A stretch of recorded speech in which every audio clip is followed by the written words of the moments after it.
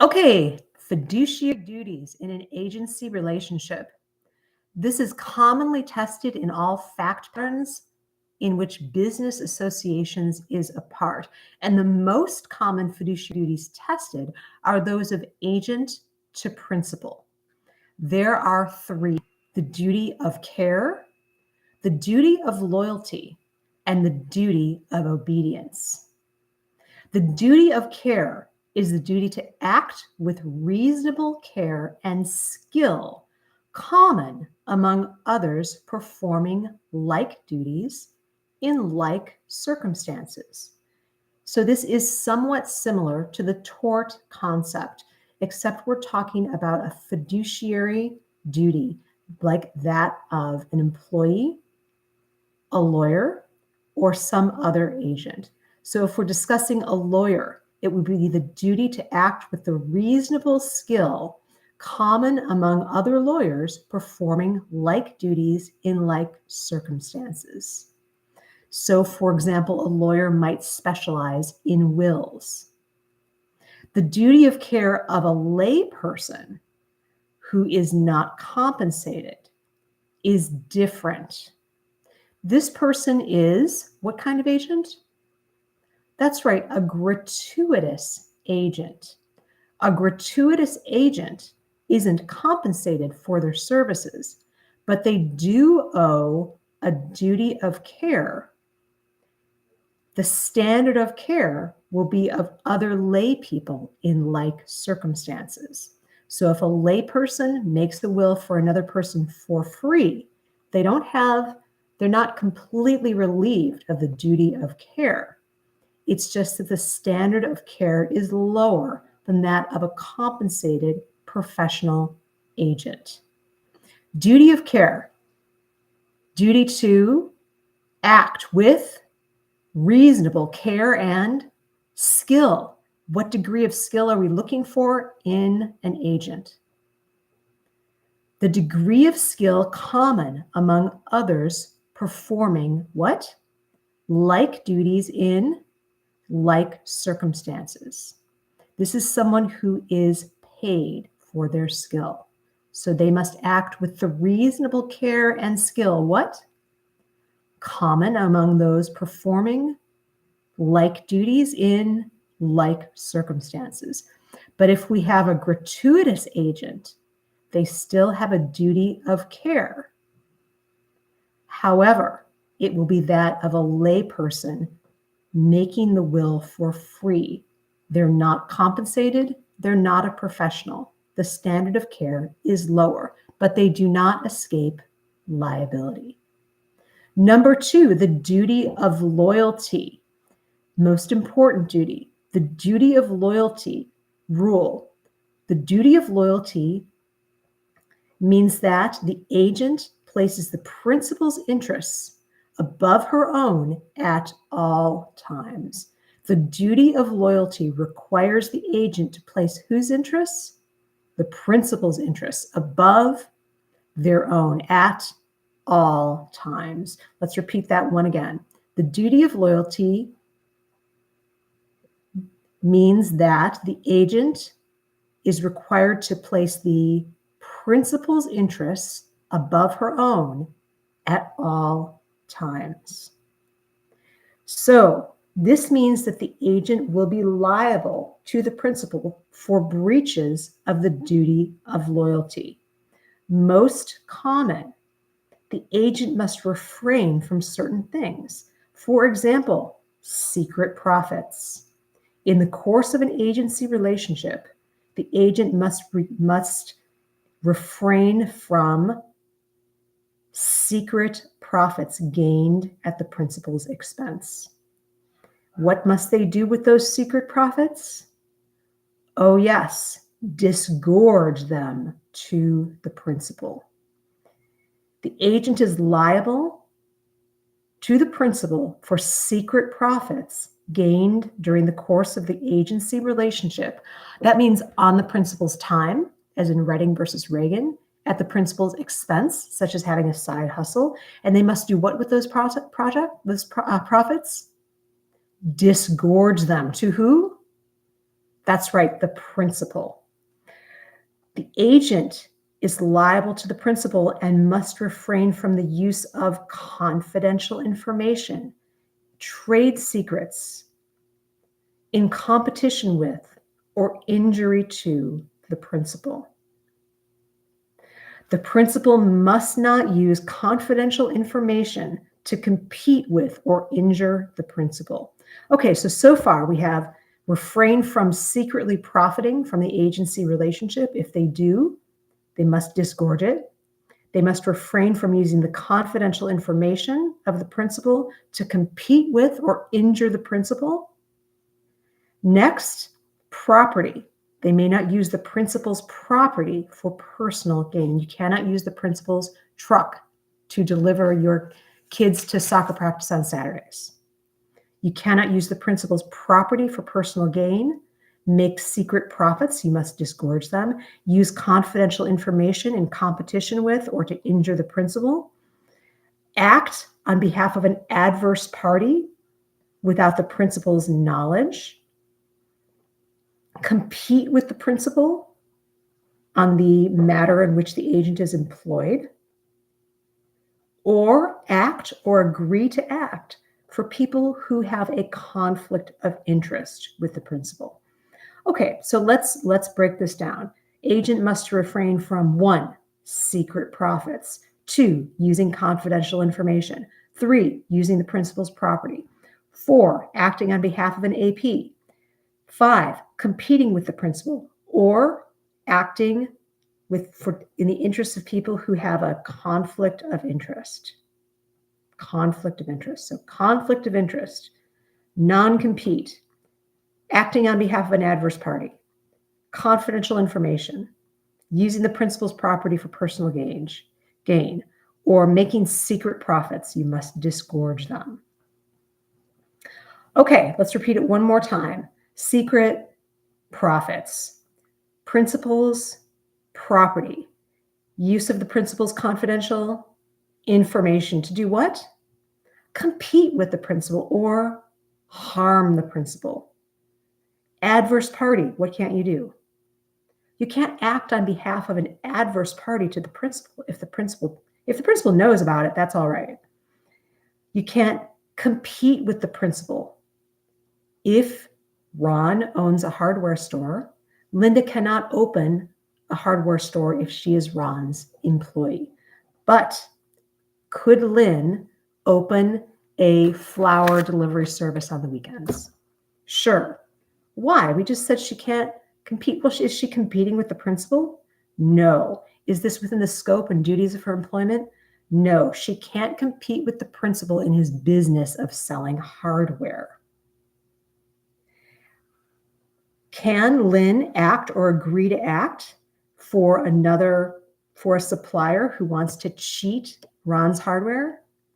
No, she can't act or agree to act for people whose interests conflict with the principal.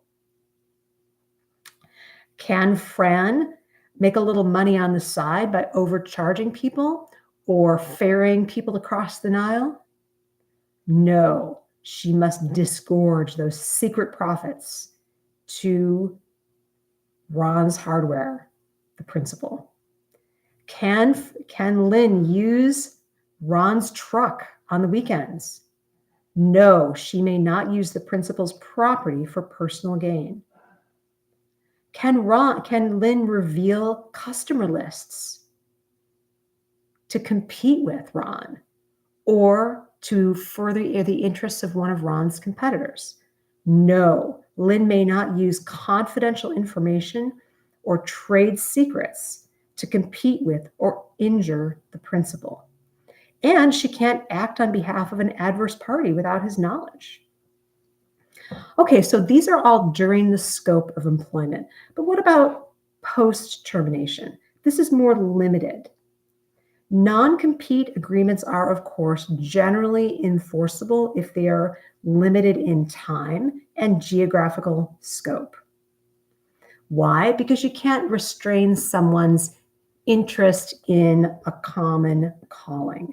They're allowed to engage in a common calling. But non-compete agreements are That's right, generally enforceable if they're reasonable in time and geographic scope. But what about trade secrets? Absolute ban. Absolute ban on using the principal's trade secrets. This means their formulas, their devices, their patterns, their patents, their information, their databases cannot use their trade secrets post-termination. Absolute ban. Okay, what about if the principal consents? The principal says, sure, you can use the truck on the weekends. Sure, give that customer list to the guy across town who's new. Sure, you can open a hardware store in the next town. I don't care. The agent has no breach of the duty of loyalty if the principal consents, and the agent acts in good faith and with fairness and discloses all material facts. No breach of the duty of loyalty if the agent acts in good faith and with fairness and discloses all material facts. Okay, finally, the agent with multiple principals.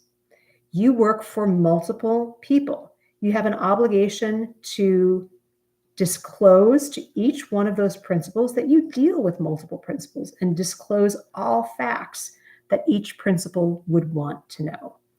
What does this remind you of? That's right, a lawyer. You deal with multiple clients, and you have the duty to disclose to each client that you deal with multiple clients. And if there's a conflict of interest, the client would want to know, right? Disclose all facts the client would want to know or reasonably should know. Real estate agents, can you represent someone on this, two people in the same transaction? Yes, as long as they know that you are representing multiple principals and you disclose all facts that each homeowner would want to know or reasonably should know. So that's the duty of loyalty. What's our general rule? The duty of loyalty requires the agent to place the principal's interest above her own at all times. Okay, what's the duty of care? The duty to act with reasonable care and skill, the degree of skill common among others performing, that's right, like duties in like circumstances. Okay, now let's go to the agent to principal fiduciary. Oh, wait, we have one more duty. The duty of obedience. So we have the duty of care, the duty of loyalty, and the duty of obedience. The duty of obedience is simple.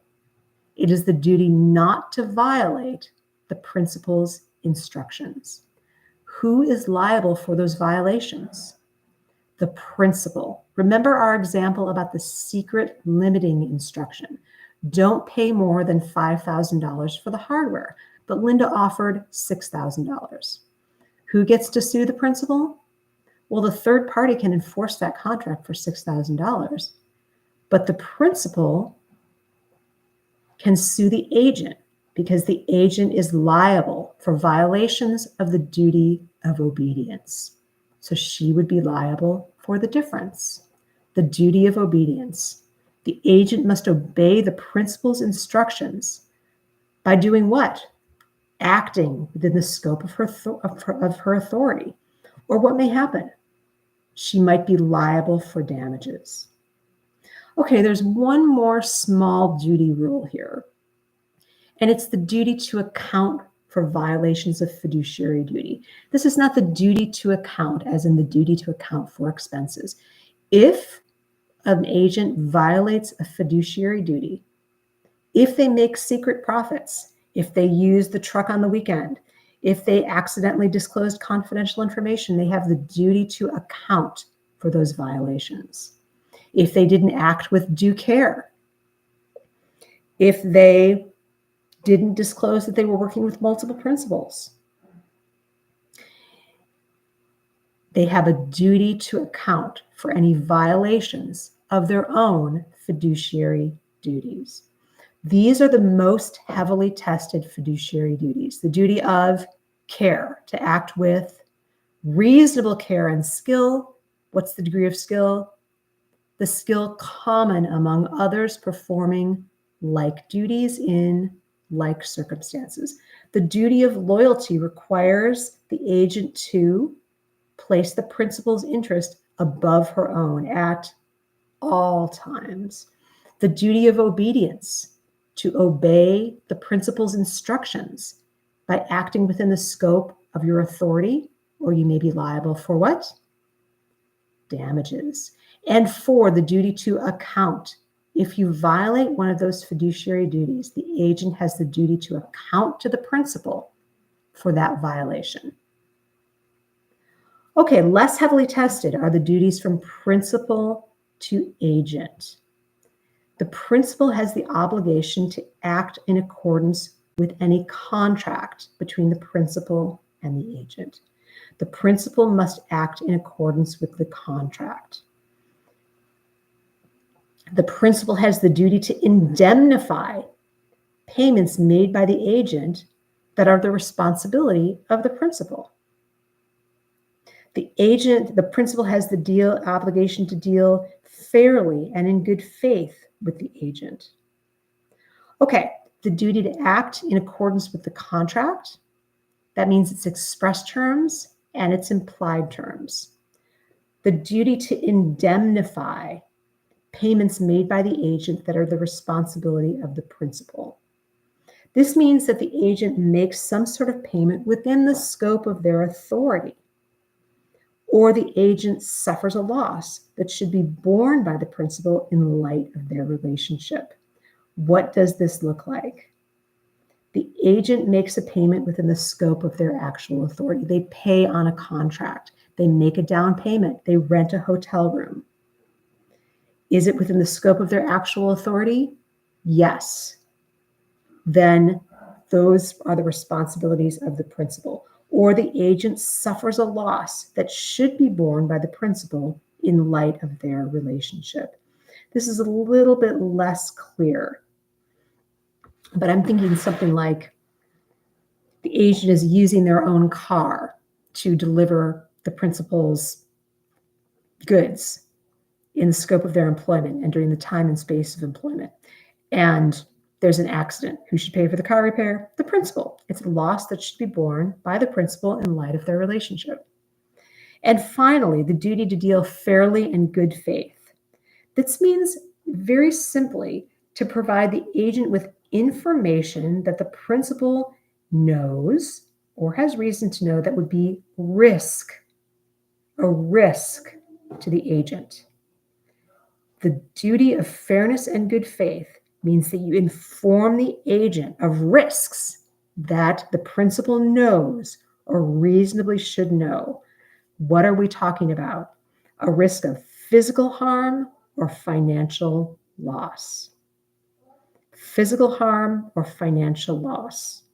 The principal must deal fairly and in good faith with the agent by telling the agent the information that the principal knows or had reason to know would be a risk of physical or financial harm in connection with that agent's work. And that, my friends, is fiduciary duties.